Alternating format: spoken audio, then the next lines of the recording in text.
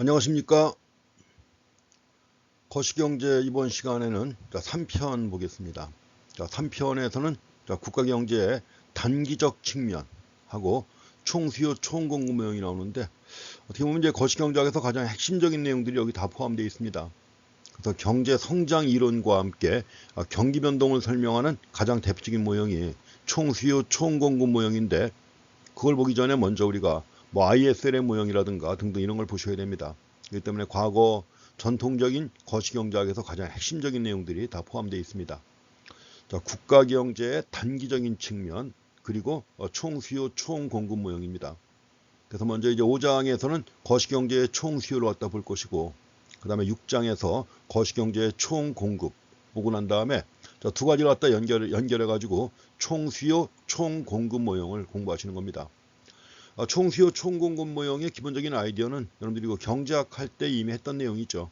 그래서 AS 모형이라고 해가지고 나라 경제 전체의 갖다 수요 측면과 공급 측면을 함께 고려해가지고 나라 경제 전체의 균형을 설명하는 모형입니다.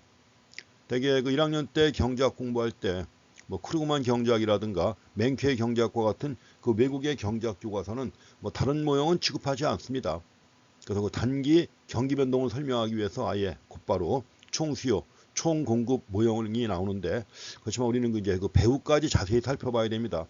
총수요 곡선의 배후, 또 총공급 곡선의 배후에 뭐가 있는가, 이런 내용들까지 다 봐야 되기 때문에 좀 더 이제 복잡한 모형이 나오고 또 여러 가지 또 수식이 함께 나옵니다.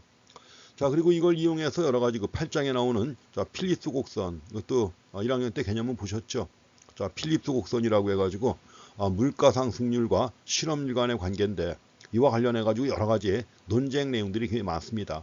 그래서 이와 관련해 가지고 여러 가지 거시경제 정책인데, 거시경제 정책과 관련해 가지고는 그 정책의 효과와 관련해 가지고 특히 학파들 간의 견해 차이가 매우 큽니다. 되게 경제학 기초 공부하실 때는 학파들 간의 견해 차이는 많이 안 나옵니다. 그저 그냥 크게 케인즈 계열하고 고전학파 계열 해가지고 이제 입장의 차이가 언급되는 적은 있지만 다 세세한 내용들은 안 나오죠. 근데 여기서 우리가 그 세세한 내용들까지 다 살펴보셔야 됩니다. 그래서 3편에서 5, 6, 7장, 8장까지 해가지고 거시경제학의 가장 핵심적인 내용들이 여기 들어가 있습니다. 3장에서 공부하실 내용은 이제 총수요 총공급 모형인데, 이게 책에 남아 있는 걸 갖다가 이렇게 캡처해 가지고 갖다 집어넣는데 참 너무 지저분하게 캡처를 해놨네요. 총수요 총공급의 균형이 이제 궁극적인 종착점입니다. 이게 종착점인데, 이걸 보기 전에 먼저 총수요 측면을 갖다 공부하셔야 돼요. 총수요 측면이 아까 얘기했지만 이제 5장에서 나오죠. 5장에서 나오고, 그 다음에 6장에서는 그 GDP의 총공급 측면이 나옵니다. 근데 여기서 우리가 한나라 경제의 총수요 측면이라고 할 때 총수요 측면을 갖다 구성하는 게 시장이 생산물 시장이 나오고요, 화폐 시장이 나옵니다. 또 외환 시장이 나오고요. 거기다가 이제 또 총공급 측면이라고 할 때 중요한 게 생산 요소를 공급하는 가장 대표적인 시장으로서 노동 시장이 있죠. 그리고 이 노동 시장의 균형을 반영하는 게 총 생산함수가 있습니다. 그래서 노동 시장의 균형과 총 생산함수로부터 우리가 GDP의 총 공급 측면에 가지고 총 공급 곡선을 도출할 것입니다. 자, 총 공급 곡선, 자, 총 생산함수와 노동 시장의 균형으로부터 도출되는 것입니다. 그리고 이제 그 전에 우리가 이 생산물 시장이 나오는데 가장 기본적인 시장이죠. 그 생산물 시장의 균형으로부터 IS 곡선을 도출할 겁니다. IS 곡선. 그리고 화폐 시장의 균형을 살펴본 다음에 화폐 시장의 균형으로부터 LM 곡선을 살펴볼 것입니다.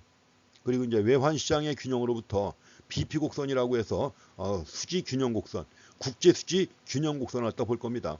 가지고 IS 곡선하고 LM 곡선을 이용해 가지고 폐쇄 경제의 수요 측면의 균형을 살펴보고, 그 다음에 외환 시장에 대한 분석을 통해서 BP 곡선까지 들어가게 되면 개방 경제죠.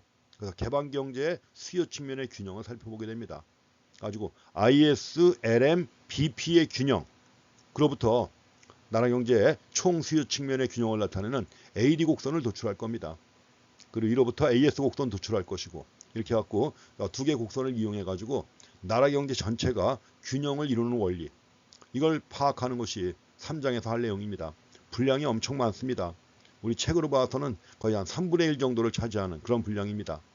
그리고 또 아주 체계화된 모형이기 때문에 앞에서 봤던 내용보다는 약간 더 체계화되기 때문에 모형이 좀 복잡한 것처럼 보이는데, 그러나 이제 핵심은 또 정해져 있습니다. 그래서 그 중심으로 해가지고 정리해 보겠습니다. 자, 3편 중에서 제일 먼저 볼 것이 이제 5장을 갖다 보는데, 그래서 3편에서 이제 먼저 잠깐 뭐 소개가 되어 있습니다만 잠깐 보고 지나가는 게 좋습니다. 그 3편에서 대표적인 경기 변동 모형이에요. 우리가 경기 변동이라고 할 때는 단기 경기 변동이죠. 경제 성장은 장기 경제 성장이고요. 그래서 대표적인 경기 변동 모형해 가지고 자, 케인스의 일반 이론에 나와 있는 내용을 좀 더 발전시킨 모형입니다. 이거 갖다가 총수요 총공급 모형을 볼 것입니다. 그리고 좀 전에 그림에서 봤지만 국가 경제를 구성하는 시장 중에서 생산물 시장과 화폐 시장, 또 증권 시장, 외환 시장, 좀 전에 봤던 표에서 증권 시장은 안 나왔는데 그 증권 시장은 이제 또 별도로 취급합니다. 그래서 생산물 시장, 화폐 시장, 증권 시장, 외환 시장, 이것들이 바로 GDP의 총수요 측면과 관련된 측면이에요. 그래서 이로부터 우리가 총수요 곡선을 도출할 것입니다. 그리고 노동 시장하고 총생산함수로부터 총공급 곡선을 도출해요. 이렇게 해가지고 이제 우리가 총수요 총공급 모형을 만든 다음에 이걸 이용해서 여러 가지 정책 효과라든가 이런 것들을 갖다 볼 겁니다. 그중에서 제일 먼저 나오는 게 바로 이제 생산물 시장이 제일 먼저 나오죠. 여기 생산물 시장이 제일 먼저 언급이 됩니다. 생산물 시장. 그래서 이제 생산물 시장의 균형을 먼저 살펴본 다음에 그 다음으로 화폐 시장의 균형을 볼 겁니다. 그렇지만 이제 증권 시장은 별도로 분석을 안 합니다. 그 이유가 뭐냐면 여러분들 잘 아시죠? 우리가 만약에 시장이 4개가 있다. 4개 시장 중에서 3개 시장이 균형을 이룬다. 그럼 나머지 하나의 시장도 자동적으로 균형을 이루는 것이죠. 이게 바로 유명한 왈라스의 법칙입니다. 레옹 왈라스라고 하는 경제학자 있죠. 그래서 왈라스의 법칙에서 나온 겁니다. 가지고 증권 시장은 일단 제외하고 나머지 시장 가지고 균형을 살펴볼 겁니다. 그래서 그 중에서 제일 먼저 보는 것이 생산물 시장인데, 그 생산물 시장 해가지고 GDP의 총 수요와 관련된 시장으로 해가지고 제일 먼저 살펴봅니다. 자, 생산물 시장을 먼저 분류하는 이유가 나와 있죠. 이유가 나와 있는데 바로 뭐냐면 소비라든가 투자 같은 이런 것들이 생산물에 대한 수요예요. 생산물에 대한 수요. 자, 생산물에 대한 수요 측면에서 가장 큰 비중을 차지하는 게 뭐죠? 소비하고 투자 아닙니까? 그래서 소비 투자와 같은 생산물에 대한 수요만 있으면 공급은 자동적으로 충족된다는 가정하에서 이루어진 겁니다. 그래서 원래 케인스 경제학에서는 항상 이 경제의 여유 요소가 있습니다. 현재 투입되고 있지 않은 여유 생산 요소가 있기 때문에 수요만 있으면 공급은 자동적으로 충족된다는 가정입니다. 원래 고전학파 입장에서는 뭐죠? 공급은 스스로의 수요를 창조한다 해가지고 공급만 이루어지면은 수요는 아무런 문제가 안 되고 다 팔린다는 거 아니에요. 이게 바로 유명한 세이의 법칙입니다. 그래서 고전학파 경제학을 대표하는 가장 중요한 법칙이죠. 공급은 스스로의 수요를 창조한다. 그래서 고전학파 경제학에서는 수요는 아무런 문제가 없어요. 공급만 이루어지면 생산만 해놓으면 다 팔린다는 얘기입니다. 근데 세계 대공황기에 어땠어요? 그 많은 물건들이 안 팔렸잖아요. 물건이 안 팔리니까 기업들은 생산을 줄이고, 생산을 줄이니까 고용을 줄여가지고 극도의 경기 침체와 대량 실업을 유발했던 거 아닙니까? 이 상황을 배경으로 해서 케인즈가 등장을 해가지고 중요한 건 공급이 아니라 수요다 이겁니다. 그 케인스의 사고방식이 그겁니다. 수요만 있으면 공급은 자동적으로 이루어진다는 거죠. 수요만 있으면. 그래서 수요만 있으면 공급은 자동적으로 충족된다는 게 바로 케인스의 입장입니다. 기본 가정이기도 하고요. 사실 경제마다 경제가 완전 고용을 이룬다는 것은 불가능하죠. 항상 현재 이용되고 있지 않은 노동이나 자본과 같은 여유 있는 생산 요소가 항상 있다는 겁니다. 그렇기 때문에 수요만 있으면 공급은 얼마든지 이루어질 수 있다는 가정. 이걸 전제로 해가지고 생산물 시장을 먼저 우리가 파악해 보겠습니다. 자, 여기까지가 이제 3편에 대한 소개입니다. 그중에서 제일 먼저 볼 내용이 바로 생산물 시장에 대한 내용입니다. 생산물 시장에 대해서 볼 거고요. 그래서 이제 3편에서는 이런 내용들을 갖다가 보시고, 이제 5장에서 거시경제의 총수요 해가지고 제일 먼저 나옵니다. 여기서는 먼저 앞에서도 봤었죠. 케인스의 국민소득 결정 모형 봤죠. 케인스의 국민소득 결정 모형 해가지고 총 수요와 총 공급인데 이건 총 지출이라고 하죠. 총 지출과 총 공급에 의해서 국민소득이 결정되는 원리를 갖다 봤습니다. 그래서 이제 그 균형 상태를 갖다 이제 본 다음에 이걸 좀 더 확장을 해가지고 화폐 시장과 증권 시장의 균형을 갖다 봅니다. 그래서 생산물 시장의 균형으로부터 IS 곡선을 도출할 것이고 화폐 시장의 균형으로부터 LN 곡선을 도출합니다. 그리고 외환 시장의 균형으로부터 BP 곡선을 도출한 다음에 그 세 곡선, 세 곡선을 바탕으로 해가지고 수요 측면의 균형을 살펴볼 거예요. 그래가지고 이걸 바탕으로 해가지고 또 물가를 갖다 포함을 시켜서 원래 케인스의 국민소득 결정 모형에서는 물가는 변화하지 않는다고 가정합니다. 근데 이제 물가가 변화할 때 총 수요가 어떻게 변화할 것인가 해가지고 이로부터 AD 곡선을 도출하는 것이 이제 5장에서 마지막으로 할 내용입니다. 굉장히 험난한 과정이에요. 왜냐하면 ISLM 모형만 가지고도 한 3시간에 해가지고도 벅찰 정도로 내용이 많습니다. 그래서 지금 5장은 슬라이드가 다 해서 95개입니다. 95개 슬라이드를 갖다가 현재 제 생각에는 한 3시간 정도에 나눠서 할 생각인데 그렇게 끝낼 수 있을지 모르겠습니다. 시간이 좀 많이 걸리겠죠. 근데 가장 중요한 것이기 때문에 꼼꼼하게 좀 보고 지나가셔야 됩니다. 책하고 연계해가지고 꼭 책에 나와 있는 내용들도 꼼꼼하게 읽어보시고 넘어가시기 바랍니다. 가장 이제 핵심적인 내용들은 제가 정리해드리겠습니다. 그래서 이제 5장에서 이제 거시경제에 추려해가지고 여기도 역시 또 5장에 서론이 나와 있습니다. 5장에서 가장 대표적인 경기 변동 모형이에요. 단기 경기 변동 모형. 그래서 이제 총 수요, 총 공급 모형인데 그 중에서 총 수요 측면을 살펴볼 겁니다. 그 중에서 총 수요 측면을 살펴본다. 그래가지고 총 수요 측면 보려면 앞에서 봤던 2장에 나와 있는 케인스의 균형 국민소득의 결정 모형이 있었죠. 거기서 본 케인스의 소득 지출 모형을 좀 더 확장하는 겁니다. 그래서 소득 지출 모형을 좀 더 확장해 가지고 소규모 개방 경제 생산물 시장과 생산물 시장 IS 곡선, 화폐 시장 LN 곡선, 외환 시장 BP 곡선 또는 외환 시장 또는 국제 수지의 균형의 관계를 고려하는 모형입니다. 이렇게 해 가지고 IS, LM, BP 곡선 차례대로 볼 겁니다. 그래서 5장에서 주요 논의하는 내용이 바로 내용이다 하는 겁니다. 먼저 생산물 시장의 총 수요가 생산물 시장이에요. 생산물 시장의 총 수요가 총 공급에 의해서 자동적으로 충족된다면 생산물 시장과 화폐 시장 및 외환 시장, 국제 수지의 균형은 어떻게 결정되는가? 이 관계를 갖다 체크하셔야 돼요. 그 다음에 이제 생산물 시장 IS 곡선, 화폐 시장 LM 곡선, 외환 시장 BP 곡선, 세 개의 곡선이 교차하는 점이에요. 세 개의 곡선이 교차하는 데가 동시균형점인데 이걸 의미하는 게 바로 총수요 균형이라고 하는 겁니다. 나라 경제 전체로 봤을 때 수요 측면의 균형이에요. 그래서 먼저 IS LM 모형을 본 다음에 그 모형을 확장해 가지고 이제 BP 곡선까지 포함시켜서 봐야 되고 그로부터 이제 우리가 AD 곡선을 도출하는 거예요. 그랬을 때 이제 이 모형 가지고 살펴볼 수 있는 내용들이 많은데 특히 여러 가지 거시경제 정책의 효과를 갖다가 그 모형 가지고 살펴볼 수가 있습니다. 거시경제 정책 해가지고 대표적인 것은 통화정책과 재정정책이 있잖아요. 그래서 정부 지출을 변화시키는 재정정책과 통화량을 변화시키는 통화정책 이런 것들이 총수요 균형에 국민소득에 어떠한 영향을 미치는지 이걸 본 다음에 이로부터 마지막으로 이걸 도출하는 것입니다. AD 곡선. 그래가지고 물가 수준이 변화할 때 총수요 균형에 국민소득에 어떠한 영향을 미치는가 이 내용들을 갖다 이제 우리가 살펴볼 것입니다.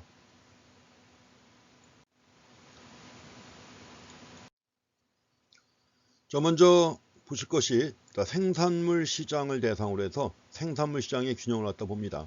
근데 여기서 보는 생산물 시장의 균형은 앞에서 봤던 케인스의 소득 지출 모형을 좀 더 확장한 것입니다. 앞에서 봤던 케인스의 소득 지출 모형에서는 우리가 총 지출이라고 그랬었죠. 근데 이 총 지출 해가지고 썼지만 aggregate expenditure 해가지고 AE라고 하는 볼 쓰기도 했는데 총 지출이 바로 총 수요입니다. 근데 이제 여기서는 생산물 시장만을 대상으로 하는 총 수요이기 때문에 나라 경제 전체의 총 수요와 구분하기 위해서 총 지출이라고 썼던 겁니다. 여기서도 이제 총 지출 또는 총 수요라는 용어 쓰는데 같은 것입니다. 앞에서 우리가 생산물 시장만을 대상으로 했을 때 총 지출이 뭐의 합계였죠? C 더하기 I 더하기 G 더하기 X-Q였죠. 또는 NX. 자, C 더하기 I 더하기 G 더하기 NX였죠. 여기서도 마찬가지로 그 모형을 가지고 시작하는 겁니다. 그래서 생산물 시장의 균형과 관련해 가지고 개방 경제니까 외국도 포함됩니다. 그래서 개방 경제의 총 수요해 가지고 Y는 요걸 때 이제 과거에는 우리가 AE 또라고 썼던 건데 여기서 그냥 총 수요라고 쓰겠습니다. Y는 이게 C예요. 소비함수. 소비함수인데 세금은 뭐까지 포함시킨 거죠? 가처분 소득이에요. 가처분 소득의 함수로서 소비함수입니다. 그래가지고 이제 비례세 해가지고 세율까지 포함시켜서 파악하는 것이죠.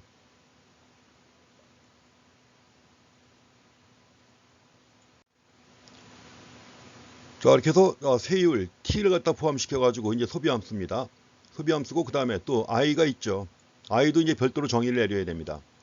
세 번째가 정부 지출인데 정부 지출은 정부의 정책 변수죠. 정책 변수이기 때문에 정부가 정책 목적에 따라 결정하는 겁니다. 크기를. 그래서 우리가 G의 경우에는 크기가 일정하다 해가지고 위에다가 bar을 갖다 붙이고 있습니다.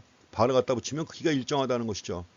다른 것에 의해서 다른 변수에 의해서 결정되는 것이 아니라 정부가 정책 목적을 달성하기 위해서 결정하는 것입니다. 그리고 이제 개방 경제니까 여기다가 수출 빼기 수입을 집어넣습니다. 수출을 X로 표시했었죠. 그 다음에 Q는 수입을 의미했었죠. 가지고 수출에서 수입을 뺀 요 값은 순수출이라고 해서 경우에 따라서는 우리가 이제 요걸 합쳐가지고 NX라고 쓸 것입니다. Net Export 해가지고 NX라고 쓰겠습니다. 순수출입니다. 그래서 이게 바로 개방 경제의 총 수요 함수예요. Y는 C 더하기 I 더하기 G 더하기 NX인데 소비 함수를 좀 더 구체화시키고 정부 지출은 일정하다는 걸 표해가지고 만든 것입니다. 지금 개방 경제라고 했는데 사실은 엄밀하게 얘기하면 소규모 개방 경제예요. 스몰 오픈 이코노미라고 해가지고 보통 이런 모형에서는 어떤 한 나라가 전 세계 시장에서 차지하는 비중은 매우 작죠. 아무리 큰 나라라고 하더라도 한 나라가 차지하는 비중은 매우 작습니다. 그렇기 때문에 모든 국가는 세계 시장에서 볼 때, 세계 시장에서 볼 때는 차지하는 비중이 작아서 상품과 자산 거래에서 가격 수용자로 참여합니다. 그래서 세계 시장 가격을 변화시킬 수가 없는 거예요. 그래서 우리가 소규모라는 말 써갖고 스몰 오픈 이코노미라고 하는데 바로 뭐냐? 세계 경제에서 주어지는 가격을 그대로 받아들여야 되는 것입니다. 상품과 자산 거래에서 가격 수용자로 참여한다는 거죠. 소비함수는 이미 우리가 봤습니다. 소비함수 해가지고 C 곱하기 1-TY라고 그랬었죠. 가지고 이제 소비는 가처분 소득의 증가함수다 하는 것입니다. 근데 이제 가처분 소득에 조세까지 포함시켰는데 그 조세를 갖다가 세율이라고 해서 표시했던 거죠. 이제 생산물 시장계의 균형과 관련해서 이제 투자함수에 대해서 봐야 됩니다. 우리가 앞에서는 투자를 갖다가 독립 투자만 있다고 가정을 했었죠. 근데 여기서 이제 독립 투자뿐만 아니라 다른 투자까지 함께 고려해야 합니다. 투자, 인베스트먼트 뭐 하는 거죠? 기업이 생산 능력을 높이기 위해서 생산 설비라든가 자본재를 구입하는 게 바로 투자입니다. 자본재를 갖다 구입하는 것이 바로 투자다 하는 거죠. 그럼 이제 자본재를 구입하려면 돈이 많이 들고 일단 자본재를 갖다 구입하게 되면 오랫동안 생산 활동에 이용할 수 있는 거 아니에요. 그럼 기업이 투자를 갖다 결정할 때는 어떻게 할 것이냐 하는 겁니다. 다 아시죠? 잘. 투자를 할 때 어떻게 할까요? 투자를 하게 되면 미래 기대 수익이 있잖아요. 미래 기대 수익이 나올 것이고 또 지금 투자하는 거니까 돈은 지금 나가잖아요. 그러면 지금 나가는 돈하고 미래 기대 수익의 현재 가치를 갖다 비교하는 거죠. 근데 요걸 갖다가 율로 표시를 합니다. 금액이 아니라 율로 표시하게 되면 나가는 돈은 뭐예요? 투자 비용인데 투자 비용은 뭐로 파악하면 될까요? 이자율이죠. 투자 비용은 이자율이 되는 것이고 이자율이 되는 것이고 그 다음에 투자를 통해서 미래의 기대 수익이 나오잖아요. 그럼 미래의 기대 수익이 나오면 뭐예요? 기대 수익의 현재 가치를 따져야 되는데 여기서는 율로 표시하고 그 율로 표시할 때 나오는 게 바로 뭐죠? 내부 수익률입니다. 내부 수익률, internal rate of return 해가지고 IRR이죠. 근데 그 내부 수익률에 해당하는 것을 갖다가 케인즈가 이걸 투자의 한계 효율이라고 표현한 바가 있습니다. 투자의 한계 효율, marginal efficiency of investment이에요. 그래서 MEI라고 하는 부호를 썼습니다. 근데 이 MEI라고 하는 게 결국 투자의 한계 효율이라고 하는 게 바로 뭐야? 투자의 기대 수익률이에요. 근데 기대 수익률을 갖다가 우리가 흔히 쓰는 용어는 뭐죠? 내부 수익률 IRR 있죠. 이거하고 투자 비용은 뭐다? 이자율입니다. 두 가지를 비교해 가지고 투자 여부를 갖다 결정하는 겁니다. 그래서 투자 비용과 관련해 가지고 이자율 얘기가 나오는데 투자 비용을 결정하는 가장 중요한 변수가 바로 이자율입니다.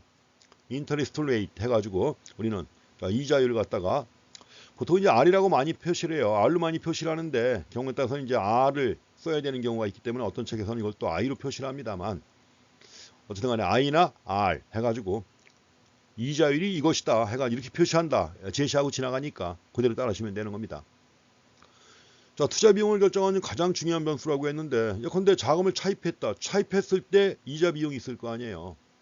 또 예컨대 자기 자본이 있다. 자기 자본 같은 경우에는 만약에 내가 빌리지 않고 내 돈 갖고 투자했다. 그럼 돈 안 들어가는 거예요? 투자 비용 없는 겁니까? 아니죠. 내 돈 가지고 투자한 경우에는 그 내 돈을 갖다가 딴 데 투자했더라면 얻을 수 있었던 수익이 있었죠. 그걸 포기하고 여기 투자하는 거 아니에요.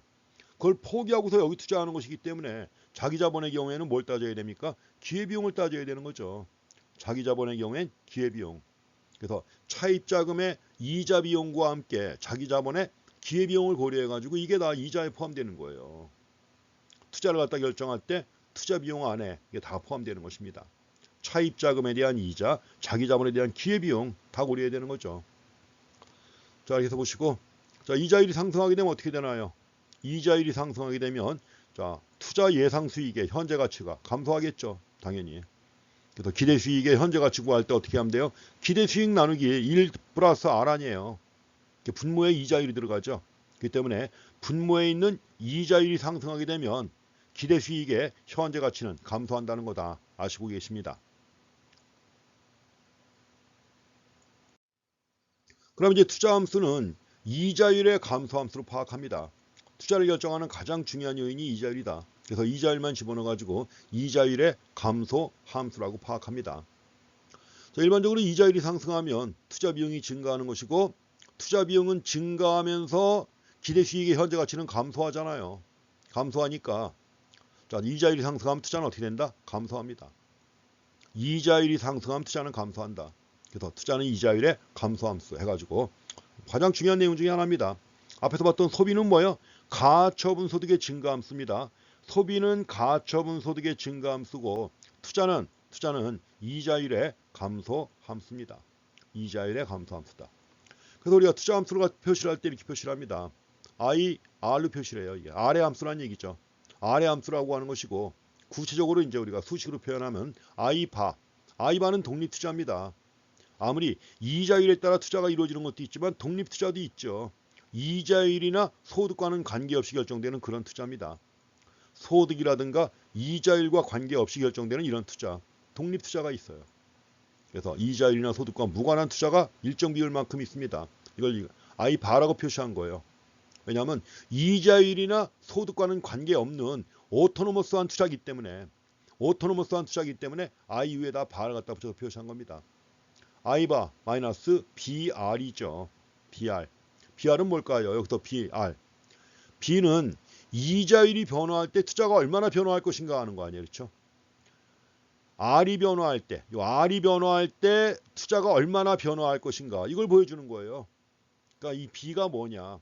B가 바로 자, 투자의 이자율 탄력성이라고 하는 거예요. 이자율이 변화할 때 투자가 얼마나 변화할 것인가 이걸 보여주는 것이기 때문에 자, 이자율 변화에 대한 투자의 반응 정도. 그래서 투자의 이자율 탄력성으로 보시면 되겠습니다. 그 개념은 나중에 또 정리해 볼 겁니다. 자, 투자의 이자율 탄력성. 개념은 이자율이 변화할 때 투자가 얼마나 변화할 것인가.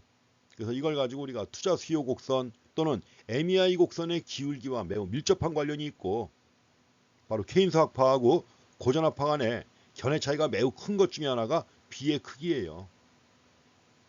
그래서 먼저 자, 투자는 이자율의 감소함수다. 그래서 IR 해가지고 I바 마이너스 BR로 표시합니다. 그래서 B가 매우 중요한 의미가 있는데 뒤에 가서 다시 또 말씀을 드리겠습니다. 자, 다음에 이제 정부리츠는 뺍니다. 왜냐하면 정부리츠는 정부가 결정하는 거예요. 정부가 결정하는 것이기 때문에 일단은 G바라고 해서 일정한 거를 표시했죠. 여기서 이제 빼고, 그럼 이제 마지막에 나와 있는 순수출 함수를 갖다 보고 지나가야 됩니다.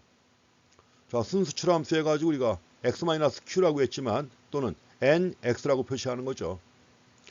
그럼 여기서 자, 순수출을 결정하는 요인이 뭐냐? 순수출을 갖다 결정하는 요인은 일단 수출이 있고 수입이 있잖아요. x-q 아닙니까? 그러면 수출을 갖다 결정하는 요인은 뭘까요? 우리가 만든 물건을 외국에서 사가는 거죠. 그 우리가 만든 물건을 외국에서 사가는데 그러면 그 사가는 나라의 국민 소득이 중요하겠죠. 사가는 나라의 국민 소득이 증가하면 수입을 많이 한단 말이에요. 마찬가지로 우리나라 국내에서도 자, 국내 소득이 증가하면 수입이 크게 증가하잖아요. 마찬가지로 우리가 하는 수출은 해외의 소득 수준에 영향을 받습니다. Y falling이에요. falling. 해외의 소득 수준에 영향을 받고 또 한 가지는 뭐죠? 국내외 재화 서비스 간의 상대 가격에 영향을 받습니다. 자, 국내 시장 가격과 해외 시장 가격이 영향을 미치겠죠. 차익이. 그래서 국내 시장 가격에 대한 해외 시장 가격, 물론 거기다가 또 그걸 따지려면 뭐요? 환율을 갖다 곱해가지고 파악해야 되는 것이죠. 그래서 수출을 갖다 결정하는 요인, 수출을 갖다 결정하는 요인은 해외의 국민소득, YF와 또 국내외 재화 서비스 간의 상대 가격이 영향을 미칩니다. 반면에 수입의 경우에는 뭐죠? 자국의 국민소득이에요. 우리나라의 국민소득. 그래서 일반적으로 우리나라의 국민소득이 증가하면 수입이 증가합니다.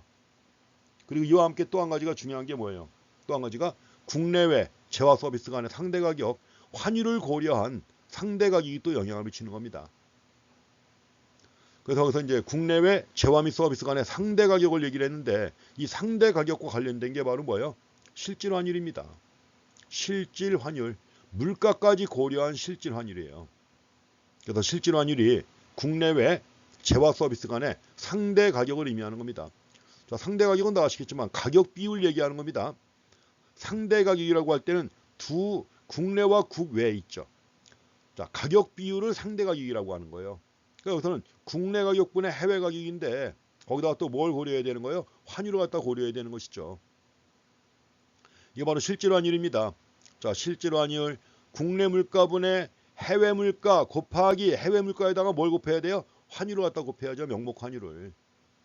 그래서 P분의 2, PF 해가지고 표시를 합니다. 이게 실질 환율입니다. 그러니까 이제 자, 외국 시장 가격, 외국의 가격에다가 환율을 갖다 곱한 거를 갖다가 뭐로 나눠야 돼요? 국내 물가로 나눠야 실질이 나오는 거죠. 실질이라고 했으니까 바로 자, 국내 물가로 나눠야 되는 것이죠. 그래서 국내외 재화 서비스 간의 상대 가격 해가지고 자, 외국의 가격, 환율을 갖다 고려한 외국의 가격을 국내 물가로 나누어야만 실질 개념이 나오는 것입니다. 자, 이렇게 해가지고 자, 실질 환율이라고 하는 게 한 나라 상품의 가격 경쟁력의 지표가 되는 거죠. 이게 실질 환율이라고 하는 게 한 나라 상품의 가격 경쟁력의 지표가 된다. 굉장히 예민한 겁니다. 그래서 오죽하면 뭐 국가 간에 뭐 니네는 환율 조작하고 있다 해가지고 환율 조작국이니 뭐 이렇게 해서 특별 관리하고 뭐 아니면 또 하는 게 바로 그겁니다. 그래서 일반적으로 실질 환율이 상승한다. 실질 환율이 상승하면 어떻게 영향을 미칠까요? 뭐 가장 기본적인 내용입니다. 환율이 올라갈 때 어떻게 될 것인가? 중학교 때부터 배워요. 중학생 때부터. 자, 환율이 상승하면 환율이 올라가면은 예컨대 환율이 1,000원인데 1,500원이 됐다. 달러당 1,000원인데 1,500원이 된 거예요. 환율이 상승한 것이죠. 그러면 1,000원짜리가 1,500원 됐다. 그러면 1달러짜리 수출할 때 전에는 1,000원이면은 됐었잖아요. 1달러짜리 수출할 때. 근데 지금은 1,500원이에요. 1,500원. 그래서 실질 환율이 상승하면 쉽게 얘기하면 원화 가치는 하락하는 거죠. 원화 가치가 하락하는 것이고 원화 가치가 하락하면 수출은 어떻게 돼요? 증가하는 거죠. 증가하고 수입은 감소한다는 거. 이거 항상 머릿속에 넣어두셔야 돼요. 근데 별거 아니고 다 아는 건데 의외로 많이 틀려요. 환율이 상승한다. 원화 가치가 하락하는 것이다. 절하. 원화 가치가 하락할 때 이걸 절하라고 그래요.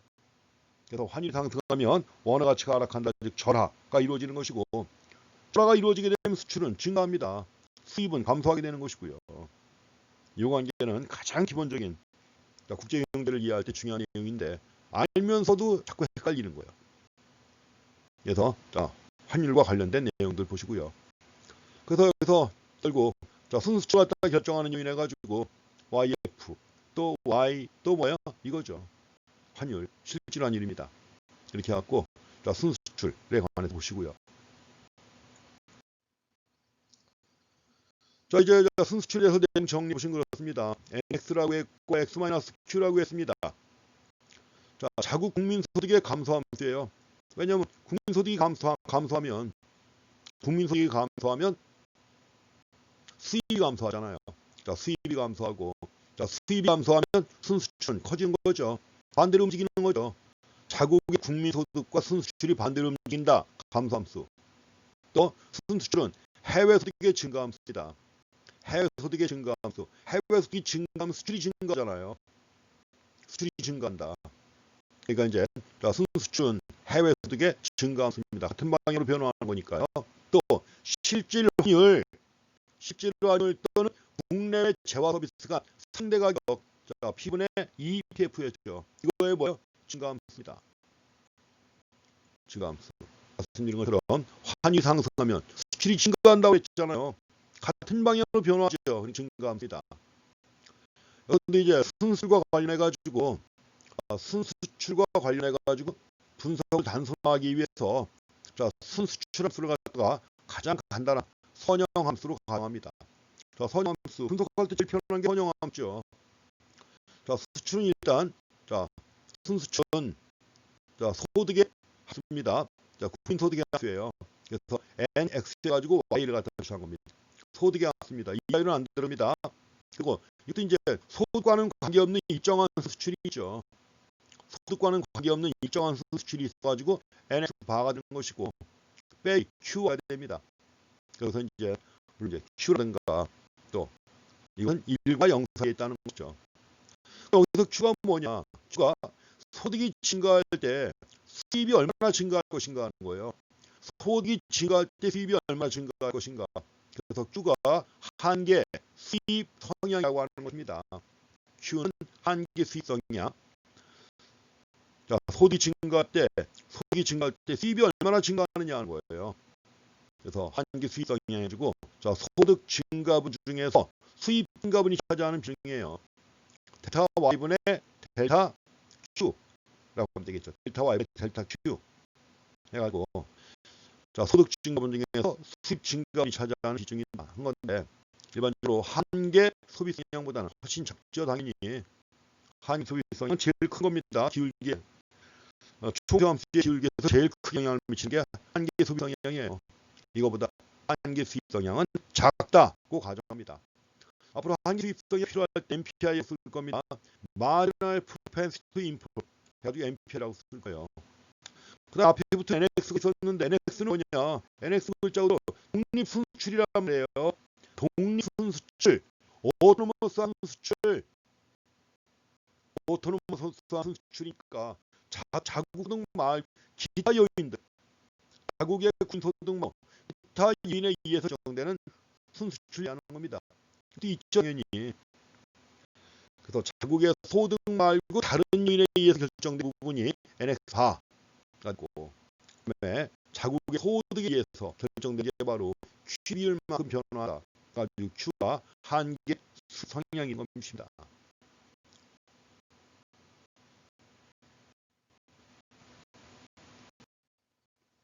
자, 이제 앞에서 소비함수에다 두 가지로 봤죠.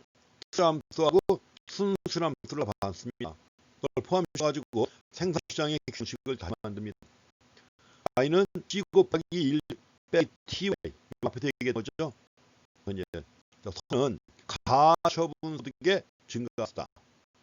다음에 자가 있습니다. I 마이너스 R이죠. I 마이너스 R 해가지고 뭐예요? 투자는 이자율의 감소합니다. 정부리출은 일정하다. 왜 생수예요?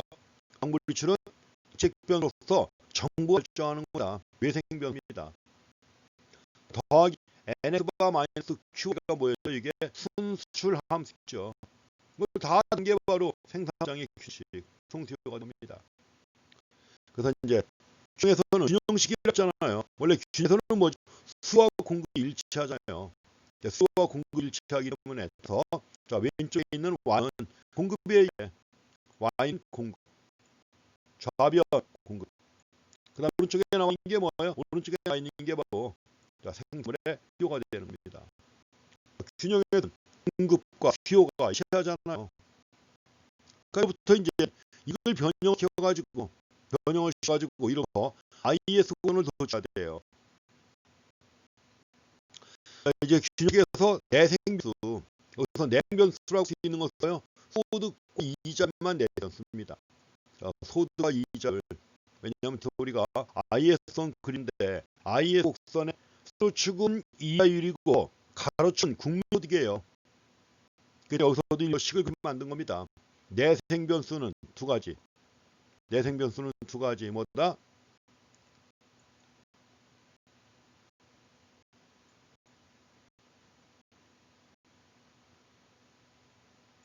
내생변수 해가지고 하나는 뭐예요? 소득 Y고 또 한 가지는 이자율입니다. 이걸 제외한 나머지 뭐 NX바라든가 NX바라든가 G바라든가 독립투자 I바라든가 이런 것들은 다 뭐예요? 이런 것들은 다 외생변수로 주어지는 겁니다. 나중에 보면 알겠지만 이런 것들이 변화할 때 곡선 자체가 이동하고 또 이것이 국민소득에 영향을 미치게 되는 거예요. 자, 그래서 현재 식에서 내생변수는 소득과 이자율이라고 하는 거 확인하시고요. 그래서 결국 자, 생산물 시장의 균형을 보장하는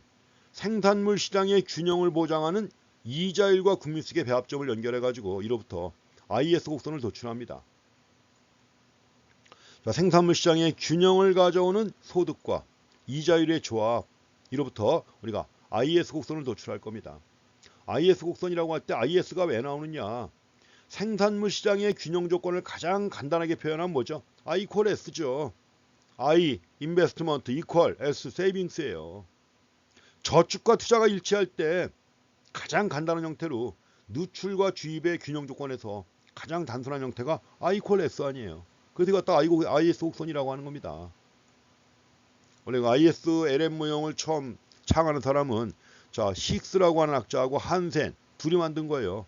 그래서 식스 한센 모형이라고도 하는데 그 이후에 생산물 시장의 균형 조건은 I equal S, 화폐 시장의 균형 조건은 liquidity equal money, LM이죠. LM. L은 화폐 수요, M은 화폐 공급. 가지고 LM 곡선이 나오는 겁니다. 여기서는 I equal S로부터 IS 곡선이 나온 겁니다. 자, IS 곡선에 대한 가장 일반적인 정의입니다. IS 곡선은 생산물 시장의 균형을 보장하는 균형. 자, 위에 나와 있는 식이 생산물 시장의 균형식이에요. 저 식을 갖다가 이제 세로축에 R, 가로축에 Y를 갖다 표시한 다음에 도출할 수 있는 겁니다. 자, 생산물 시장의 균형을 보장하는 이자율과 국민소득의 배합점을 연결한 선이다. 이렇게 얘기할 수 있습니다.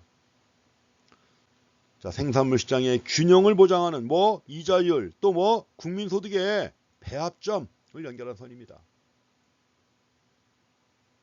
그래서 앞에서 봤던 케인스의 소득 지출 모형에서 생산물 시장을 대상으로 하는 케인스의 소득 지출 모형에서 바로 도출할 수가 있습니다. 자, 그래프 연결하는 건 이제 뒤에 가서 또 보겠습니다.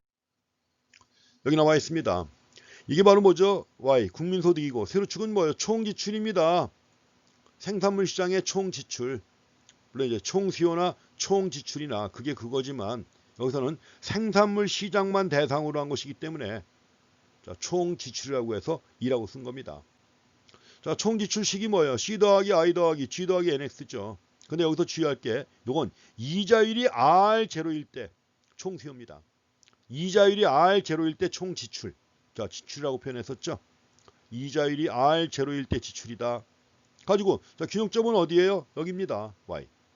그러니까 요 점을 다르게 표현한다면 뭐냐면 이자율이 R0일 때 생산물 시장을 균형시키는 국민소득은 얼마다? Y0다 하는 거죠. 이렇게 연결시키면 돼요. 이자율이 R0일 때 생산물 시장을 균형시키는 국민소득은 얼마? Y0다. 가지고 이걸 자 세로축에다가 이자율을 표시하고 가로축에다가 Y를 표시한 이 공간에다가 표시하는 거예요. 공간을 바꿔서. 그러니까 여기 나와 있는 교차점 요점입니다. 요점을 갖다가 여기다 표시하면 요점이 되는 거죠. 의미는 같은 거예요. 단지 그래프에 공간만 바뀐 겁니다. 세로축만 바뀐 것이고 의미는 똑같은 거죠. 가지고 요점에서 이 점이 나왔습니다.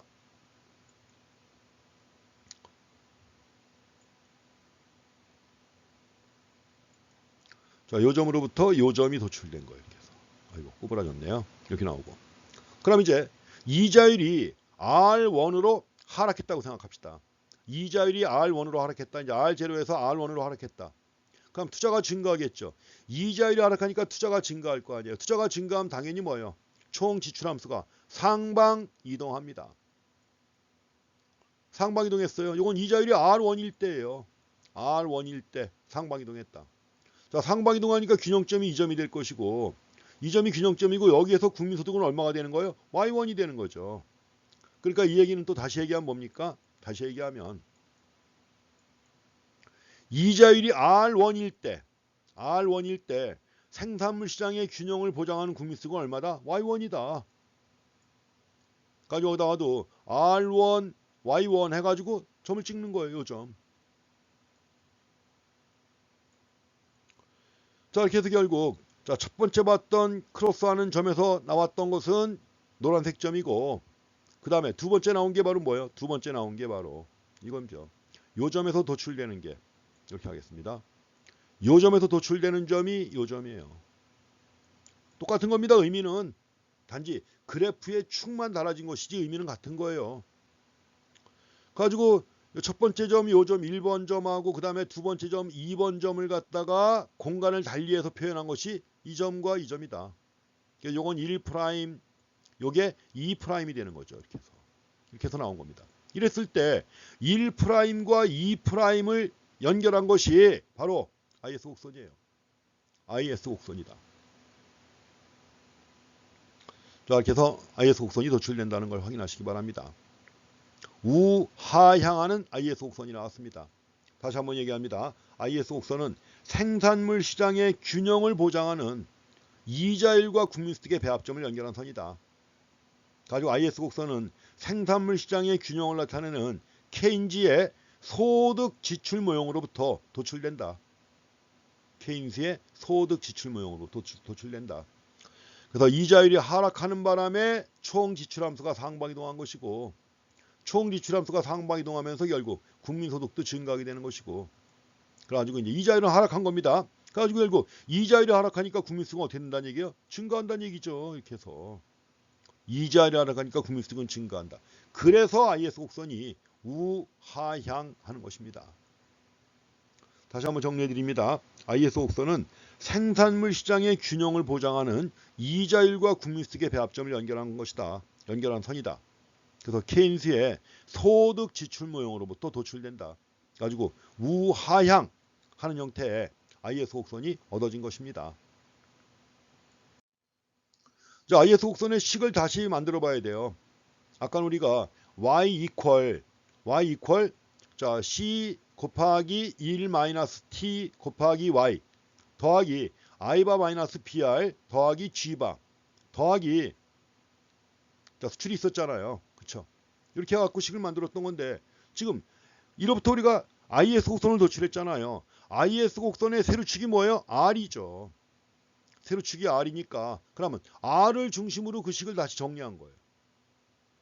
R을 중심으로 해가지고 식을 다시 정리합니다. 식을 다시 정리하니까 뭐가 나왔냐?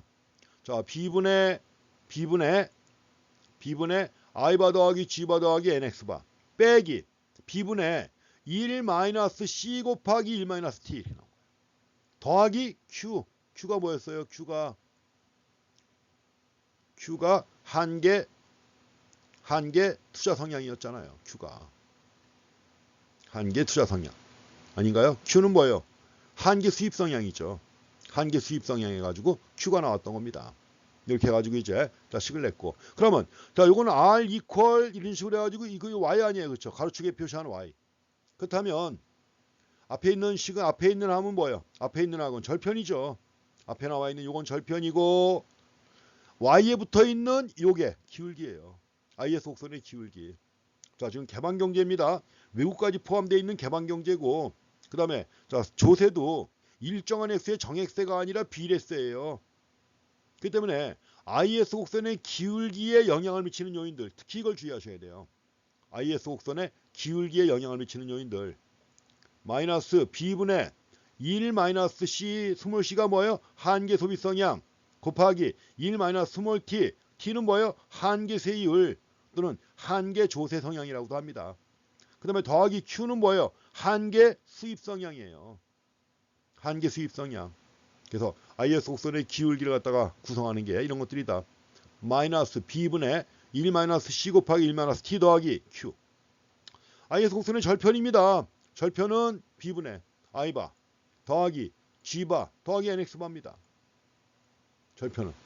그러니까 일정한 독립투자, 독립정부지출, 독립순수출 해가지고 이제 이걸 비율로 나눈 게 IS 곡선의 절편이 되는 것입니다.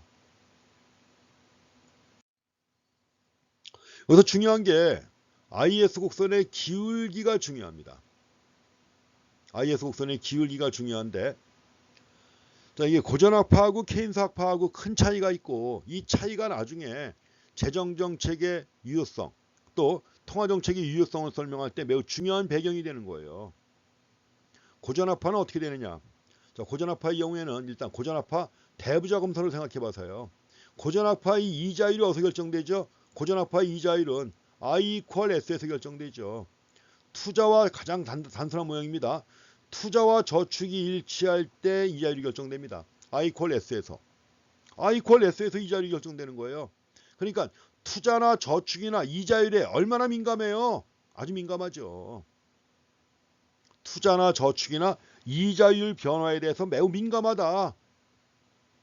그러니까 고전학파는 이자율이 만약에 하락했다. 투자가 매우 민감하게 반응한다는 얘기예요.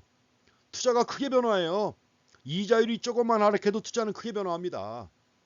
그래서 만약에 이자율이 하락할 때 투자가 민감하게 반응해서 총수요가 크게 증가한다. 자, 총수요가 크게 증가한다면 당연히 뭐예요? 균형을 위해서 국민소득이 크게 증가하는 거죠. 이자율이 조금만 하락해도 투자가 크게 변화한다. 이럴 때 흔히 뭐라고 하느냐 하면 투자의 이자율 탄력성이 탄력적이라고 합니다. 이자율이 하락할 때 투자가 민감하게 반응한다고 그랬죠? 이럴 때 투자의 이자율 탄력성이 탄력적이다. 탄력적이면 곡선은 어떤 형태? 완만한 형태입니다. 그래서 완만한 IS 곡선이에요. 고전학파의 주장 또는 고전학파 계열학자의 주장은 IS 곡선이 매우 완만하다 이렇게 봅니다. 반면에 케인스학파는 어떠냐? 원래 앞에서 투자의 한계 효율과 이자율이 일치하는 수준에서 투자가 결정된다. 그게 바로 케인스의 투자 이론이에요. 근데 케인스는 그렇게 해갖고 투자 이론을 제시해 놨지만 자, 기업가들의 실제 투자는 이자율이나 이런 것들이 아니라 뭐예요? 야성적 충동에 의해서 크게 결정된다는 겁니다. 애니멀 스피릿에 의해서 투자가 결정된다 이거예요. 그렇기 때문에 실제로 기업가들이 투자 결정을 할 때 이자율은 별로 중요하지 않다는 거죠. 그래서 이자율이 아무리 변화해도 투자는 별로 변화하지 않는다. 어디까지나 투자는 애니멀 스피릿에 따르기 때문에 이자율이 변화한다고 해서 투자가 크게 변화하는 게 아니다 이겁니다. 그래서 케인스 학파의 경우에는 뭐라고 하면 돼요? 투자의 이자율 탄력성이 매우 작다. 비탄력적이다. 그럼 비탄력적이라고 하면 IS 곡선은 어떤 형태예요? 가파른 형태가 되는 거죠. 그래서 IS 곡선의 기울기와 관련해 가지고 고전학파는 투자의 이자율 탄력성이 크기 때문에 IS 곡선이 완만하다. 반면에 케인스학파는 투자의 이자율 탄력성이 매우 작기 때문에 IS 곡선은 가파르다고 보는 것입니다. 자, 그리고 또 한 가지는 우리가 지금 소규모 개방 경제를 얘기하고 있는데 그러면 개방 경제 가지고 만약에 여기다 외국까지 포함시키면 어떻게 될 것이냐? 좀 전에 모형에서는 우리가 외국까지 포함시킨 거 아니에요. 외국까지 포함시켜서 얘기한 건데 외국까지 포함시키게 되면 개방 경제의 IS 곡선이 폐쇄 경제 IS 곡선보다 더 가파르게 됩니다. 더 가파르게 된다. 그래서 개방 경제의 IS 곡선이 폐쇄 경제의 IS 곡선보다 더 가파르다. 바로 이제 수입비라든가 이런 것들 영향 때문에 그래요. 수입 영향 때문에. 자, 이거 중요합니다. 개방경제의 IS 곡선이 폐쇄경제의 IS 곡선보다 더 가파르다는 거. 이렇게 해갖고 IS 곡선의 기울기와 관련해가지고 내용 자, 보시기 바랍니다.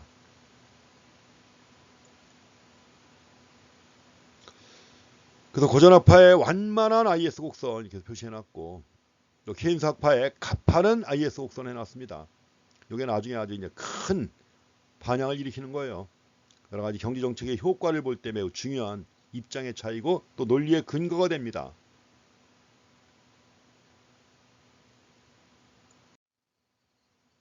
자, 다음은 그 IS 곡선의 이동 요인이에요.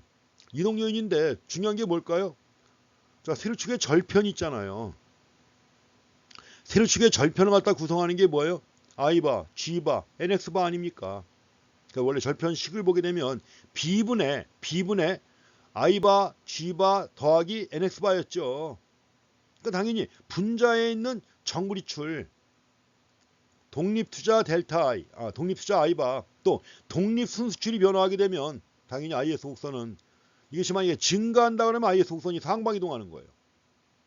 IS 곡선이 상방 이동한다. 여기서는 먼저 이렇게 갖고 여기 C 더하기 I 더하기 이 자리는 R0일 때입니다. C 더하기 I 더하기 G 바 제로 더하기 NX 바였죠. 이랬을 때 국민소득이 얼마예요? Y0였습니다. 가지고 이 자율이 R0일 때니까 R0, Y0 배합점 R0, Y0 배합점을 찾아가지고 최초의 IS 곡선은 여기였습니다. 가지고 정부지출이 G0일 때 IS 곡선이에요. 정부지출이 G0일 때 IS 곡선이랬다. 그럼 만약에 이 상태에서 정부지출이 증가한다. 어떻게 될 것이냐. 정부지출이 증가합니다. 정부지출이 증가하면 당연히 총수요가 증가할 것이고 총수요가 증가하면 초과수요가 발생하니까 초과수요가 발생하면 기업들은 어떻게 할까요? 생산을 늘리겠죠. 자, 초과수요로 인해 가지고 생산이 늘어나는 과정을 통해서 국민소득은 Y1이 됩니다. 그래서 결국 정부지출이 증가하면 국민소득은 Y1이 됐다. G0에서 G1으로 정부지출이 증가한 거예요. G1 바로. 이럴 때 어떻게 되느냐. 자, 이자율은 전과 똑같습니다. R0 똑같아요. 이자율 보세요. 이자율 R0 똑같죠. 이자율은 전과 똑같은데 국민소득이 어떻게 되는 거예요? 증가하는 거죠. 국민소득이 증가한다. IS 곡선이 오른쪽으로 이동합니다. 정부지출이 증가하면 IS 곡선이 우측 이동한다. 가지고 국민소득이 얼마나 증가하죠? 증가합니다. 국민소득은. 자, 그래서 다시 한번 얘기합니다. 정부지출이 증가하거나 독립투자가 증가하거나 독립순수출이 증가하게 되면 IS 곡선이 오른쪽으로 이동한다. IS 곡선이 오른쪽으로 이동하고 IS 곡선이 오른쪽으로 이동한다는 얘기는 전과 똑같은 이자율 수준에서 국민소득이 증가한다는 것이죠. 그럼 이때 국민소득은 얼마나 증가할까요? 국민소득이 얼마나 증가할까? 배수입니다. 승수예요. 승수. 승수인데 이 경우 승수가 이제 포함될 거 다 포함되어 있는 그런 승수예요. 자, 조세도 비례세고 한계 수입 성향까지 포함해가지고 만든 승수입니다. 이때 델타 G분의 델타 Y는 1-C 곱하기 1-T 더하기 Q분의 1 해가지고 이게 승수예요. 굉장히 중요한 겁니다. 여러 배 증가하잖아요. 정부지출이 증가한 것보다 국민소득은 여러 배 증가하잖아요. 가지고 그 배수가 이겁니다. 1-C 곱하기 1-T분의 더하기 Q분의 1 이렇게 되는 거죠. 자, Q가 바로 한계 수입 성향 해가지고 외국까지 다 고려했을 때 승수의 크기가 이런 거예요. 그래서 자, 오토노머스한 지출. 자, 승수는 똑같습니다. 독립투자가 델타 I만큼 증가한 경우나 독립순수출이 델타 NX만큼 증가한 경우에도 승수는 뭐예요? 이거하고 똑같아요. 이거 똑같습니다. 승수는. 그렇게 해갖고 국민소득이 그 배수만큼 증가한다는 거예요.